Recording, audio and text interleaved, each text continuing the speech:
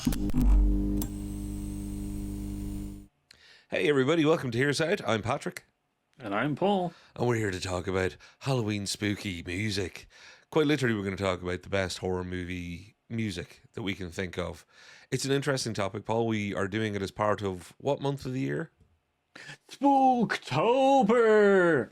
Never fails to entertain me. Yeah, folks, this is a continuation. Every year we do Spooktober in October in honor of Halloween. And Paul is a horror expert, and I love music. So this one's a nice one for both of us. We're going to have to do it, Paul. We're going to have to tell people you're not going to hear the music in this video because copyright claiming is a thing. It's just too much hassle. So check the description down below. We'll link as many links as we can find to these songs or themes. Other than that, though, Paul, let's not hang about. It's Halloween. And quite literally, when you talk about music and movies, Halloween the movie, John Carpenter's 70s movie that is the epitome of Halloween horror movies, is also probably the most recognizable and identifiable bit of music. Yeah, no, definitely. Halloween's theme main title, which it is the biggest kind of song. It's the classic. It's definitely the one that everybody kind of jumps to first. Which goes so yeah. I definitely think we're gonna cross it off the list quite quickly and just go, yeah, go listen to it. You've definitely heard it plenty of times. Yeah, and anybody who's trying to remember it right now, it is much like the Jaws theme tune. It's a couple of notes. So where Jaws was dun dun with a lot of impending dread, this is more. It's higher in the range and it's a bit more diddle diddle diddle diddle. So there's a more frantic nature to it almost, yet both get across that kind of being stalked feeling. Absolutely incredible that John Carpenter not only made the film but composed the music. So yeah, what a one to start with, Paul. Yeah. Another one that we was just want to go with the classic is The Exorcist, Tubular Bells Part 1. It's also very much similar to the Halloween theme and Jaws.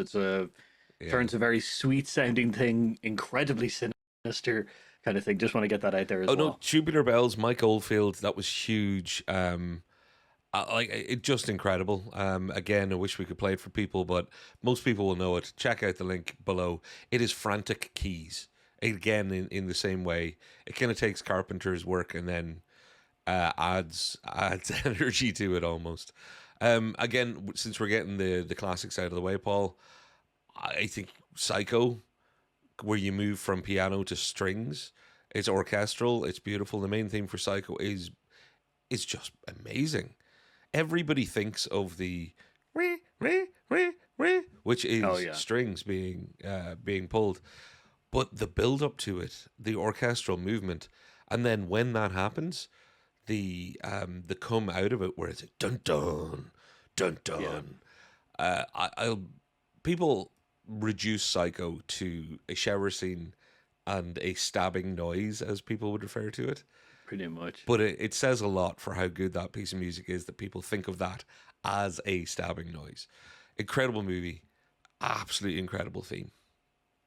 Yeah, no, definitely. Like, you know, those like Jaws, Exorcist, Halloween, Psycho. Those ones are definitely like, you know, the classic kind of shiver down the spine. Don't forget the Omen with the chanting. There's somebody who realized what's scarier than music is a bunch of people saying stuff.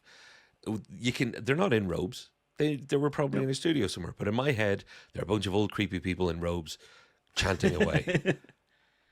I love it. Like, you know, old creepy. Old creepy. Know, can't be young creepy. Well, it could be young creepy, but they're chanting. Chanting's always creepy. It's a horror thing for me. It is very so. much Paul, so. what other than those classics that we've now kind of called out? Because everybody would shout if we didn't say them. And please shout in the comments below if there's any classics that you want us to remember or think about next time. Yeah, I'm sure the Texas Chainsaw Massacre and stuff like that will also be involved. But one of the ones that I really want to talk about is the It Follows, which is Disasterpeace, it's actually a combo of two main songs of repeat, which is the title and Heels. They're both kind of brother and sister, both twinned together. Title is a lot slower.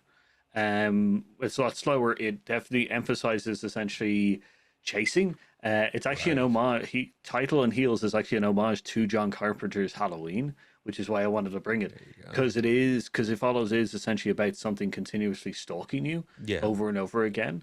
So title is a slower version of heels. Heels always comes on when the entity is essentially like, on screen, and it's a little bit of a faster theme to titles, but they're really nicely twinned together. It always consists of a stalking recurring theme of this this entity following you, and it really kind of anytime you hear them inside the movie, you're consistently looking behind the screen trying to find where the it follows entity is, which is really, really nice. Anytime you hear it, you're just like, where is that person? Is that it? Kind of thing. It automatically just warns you as an audience member that the entity is following, and kind of makes you play Where's Waldo with it, and kind of going, where are they? Which is real fun.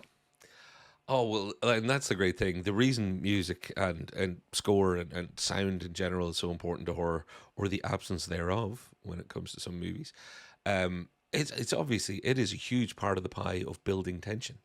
And I think if you can take a piece of music or write a piece of music that actually changing its tempo it'll work either fast or slow or modulated in some way. That's usually such a great sign of a brilliantly composed or brilliantly conceived piece of work. Oh, definitely. I think if it keeps you on the edge consistently, and like makes you anticipate essentially when that theme is going to play again, which is very much like on the classics, that anytime you hear it, you're kind of waiting for it. You're kind of tense, going like, when is that theme going to replay? Which is great. It's a great feeling. Yeah, it's similar to characters in a lot of people today would associate certain characters with certain pieces of music. Superhero movies. Each superhero has their own theme almost, which can play when they show up out of nowhere, and it's a bit of that's the Thor sound or the Thor music or whatever it might be. It's just much more scary when that's the axe wielding crazy person sound. I know to be worried, and they can do it and not have the axe wielding crazy person show up. Build all your tension, and then it's a cat that jumps out of the fridge, or a cat that jumps out of the box in a spacecraft.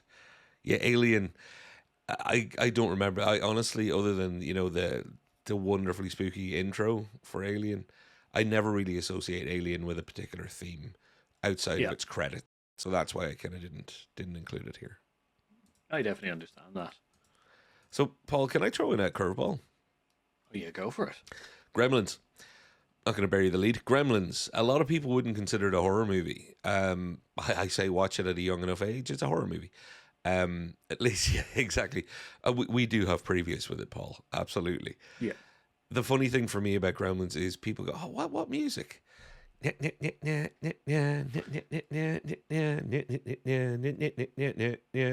can't copyright me. Badly. Yeah, that's true. Everything. So I'm giving it my all here, audience. I'm doing my best bad impressions. But the thing is, if you have a listen to it, it's really, really well composed, because it's got the kind of whimsy, terrifying mischief of the bad Gremlins. It has this undertone of almost Asian inspired music, which is a tie back to where you first see Gizmo being handed over. Like, it works on so many levels. It's one of those things people go, Gremlin music, and then they listen to it and they go, yeah, it's weirdly unsettling, yet kind of, it's such an upbeat, unsettling song. I cannot think of another piece of music that is so yay, while also similarly being like, but I hope they're not in my house. Yeah, it's, what is it, kind of a weird kind of change of position of kind of like, there's a real nice, this is kind of jaunty and jauntiness and horribleness all at the same time. Yeah, the seediness of those kind of songs are like really, really bad kind of thing. It's just like, oh, this is something I should be enjoying, but I know what's coming. Yeah. I know it's a good one. So I'm looking forward to people maybe listening to that again for the first time in years. So, Paul, what else have you got? Surprise me. We didn't compare notes, by the way, folks. No, we didn't. Which Gremlins is a nice one, because Gremlins is definitely a origin story for me in horror. So yeah, it's a definitely kind of, you said it and I was like, oh. This is my first. I've got a so Colin Stetson, He does a couple of kind of horror music kind of soundtracks and stuff. The color outside, what is this? Sorry, color out of space. What's the movie? Contact. Contact. Yeah, Ah, yeah, Contact. Colin Stetson, the Contact song. Um, it's a kind of like it's a recurring theme as well with this one. It always kind of comes out with a eldritch kind of cosmic kind of theme. He okay. uses saxophone in a really good way. Because yeah, he enters another. He's on another entry that I have. But yeah, it really tells the story of kind of a cosmic eldritch kind of entity that it's like consistently trying to get into our world kind of thing, and it plays really well because overly the soundtrack is very much kind of like cosmic theme, but this one when it plays, it's like it really hits you. It's like this is not the cosmic feeling that you're kind of going, ooh, this is kind of interesting, kind of like like if you were watching like a laser show Yeah. like in order most of the soundtrack kind of plays to that kind of thing, whereas Contact very much hits you with kind of you know like oddity and fear, kind of like an encroaching I gotcha. foreign kind of entity from outer space that we would never understand, kind of thing, which I really enjoy. I really enjoy that kind of returning theme of like the saxophone experimentalness of it. So it's a real fun theme, really kind of out there compared to a lot of the other ones on the list. Yeah, wouldn't have So thought I of it thought for I'd throw horror. it. So fair play. Good deep.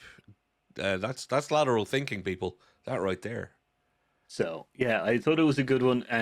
It actually crept up. The reason it actually come on the list is it crept up in a playlist that I had, and I Ah. was just like, what the, So yeah, it was a fun one.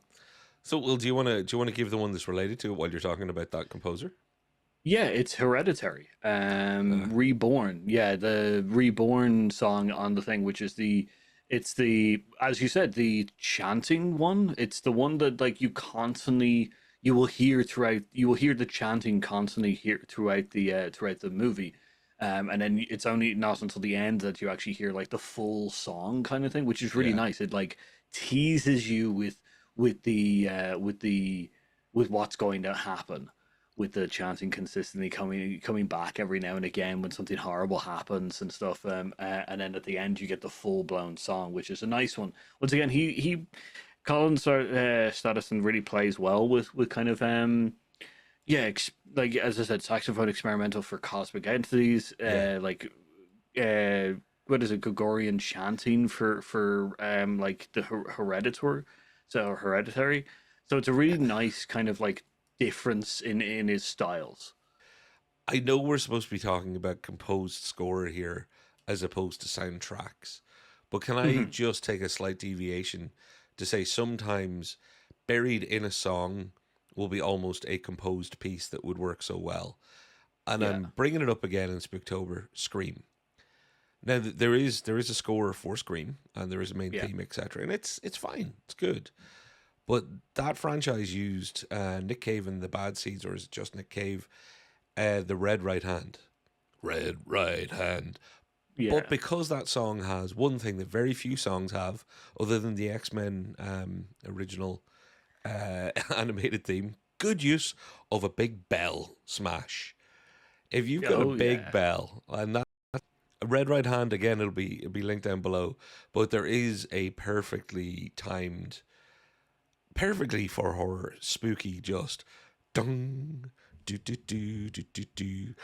Yeah. It's like, yeah, somebody's hitting a church bell again. Not to pick on religion here with Gregorian chanting and stuff, but churches and anything related to them helps with the creepy feeling sometimes. It does indeed. Yeah. No, it really does. Bells seem to be like very much closely connected with, yeah, death, because I think who the bell tolls for is Well, definitely kind of there you go. a very much like creepy. It's definitely ingrained like church bells It's in our as subconscious like. for sure.